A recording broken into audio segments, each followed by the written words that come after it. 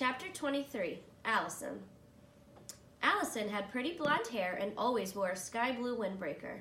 Her windbreaker was the same color as her eyes. She was best friends with Rondi. Rondi had blonde hair too, but she was missing her 2 front teeth. Allison had all of her teeth. Allison used to say that she knocked Rondi's teeth out. Allison was very pretty, so all the boys in Miss Jules' class teased her, especially Jason. But Allison said, "Leave me alone or I'll knock your teeth out, like I did Rondi's." The boys didn't bother her after that. One day, Allison brought a tangerine for lunch. She took the peel off in one piece. Miss Mush, the lunch teacher, walked up to her. "Allison, may I have your tangerine?" she asked. Miss Mush always gave food to the children, so Allison was happy to give her tangerine to Miss Mush. Miss Mush shoved it in her mouth and swallowed it in less than 4 seconds. Allison left the lunchroom and walked down to the library. The lunchroom was on the 15th story. The library was on the 7th. Allison already had her book. She just went to the library because it was nice and quiet there. The librarian walked up to Allison. "What are you reading?" she asked. Allison told her the name of the book. "That sounds like a good book," said the librarian. "I never read that one. May I borrow it?" The librarian always lent books to the children. Allison was glad to be able to return the favor. She gave the librarian the book, then walked down the stairs, outside to the playground.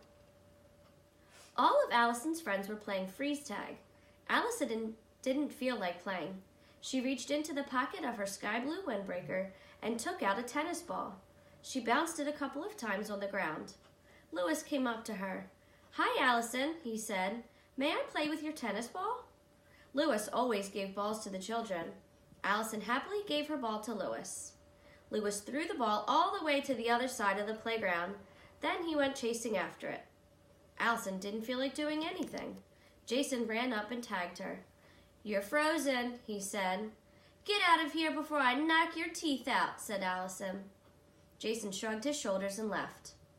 Allison went back inside and up the 30 flights of stairs to Miss Jules' room.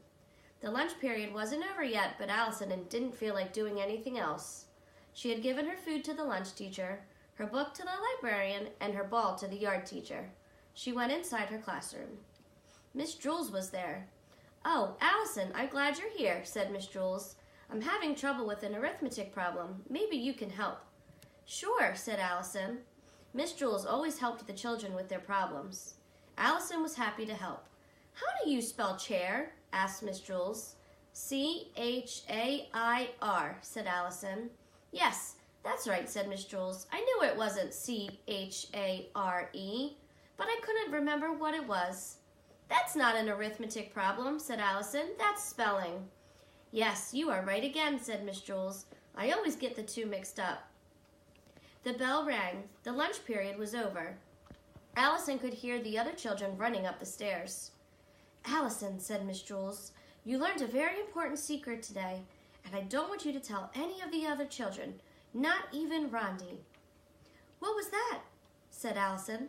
She didn't even know she learned a secret. She loved secrets. "You learned that children are really smarter than their teachers," said Miss Jules. "Oh, that's no secret," said Allison.